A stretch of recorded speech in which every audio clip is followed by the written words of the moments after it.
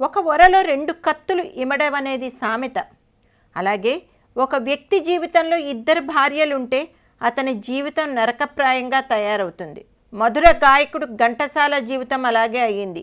అయితే ఆయనకు రెండవ భార్య సరళ ఉన్నారని, ఘంటసాల సరళ దంపతులకు రవి, శంకర్, మీరా అనే ముగ్గురు పిల్లలు ఉన్నారనే సంగతి ఎవరికీ తెలియకూడదని మొదటి భార్య సావిత్రి ఎంతో జాగ్రత్త పడేవారు.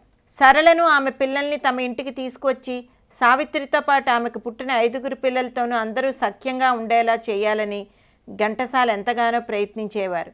కానీ ప్రతిసారి సావిత్రి అడ్డుపడుతూ ఘంటసాలకు మానసికంగా ఎంతో క్షోభను కలిగించేది. ఇంతకీ ఈ సరళ ఘంటసాల జీవితంలోకి ఎలా ప్రవేశించింది అంటే, అందుకు ఒక విధంగా తన తల్లి సావిత్రే కారణం అంటుంది. ఆమె కుమార్తె డాక్టర్ శ్యామల ఘంటసాల. ఘంటసాల సరళల రొమాన్స్ ఎలా మొదలైంది, ఆ తర్వాత ఏం జరిగింది అనే అంశాలతో పాటు ఘంటసాల జీవితంలోని విశేష ఘట్టాలను ఒక ఆన్లైన్ పత్రికలో డాక్టర్ శ్యామల ఒక సీరియల్గా రాస్తుంటే, స్వయంగా తల్లే ఆమె మీద కోర్టులో కేసు పెట్టి ఆ సీరియల్ మధ్యలోనే ఆగిపోయేలా చేసింది. అయినా జీవిత కథలనేవి నిజాయితీగా వాస్తవ సంఘటనను ప్రతిబింబించేలా ఉండాలని శ్యామల వాదించి ఆ కేసులో నెగ్గింది. తాను రాయాలనుకున్న అన్ని విషయాలను ఒక పుస్తక రూపంలో ప్రచురించి నేనెరిగిన నాన్నగారు పేరుతో వెలువరించింది.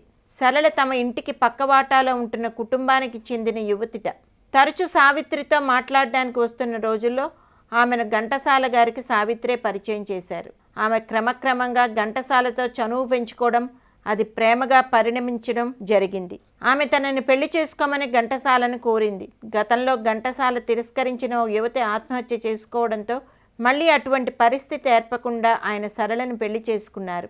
అలా కోరి ఒక సుడిగుండంలో ఇరుక్కుని తన జీవితాన్ని మనశ్శాంతి లేకుండా చేసుకున్నారు.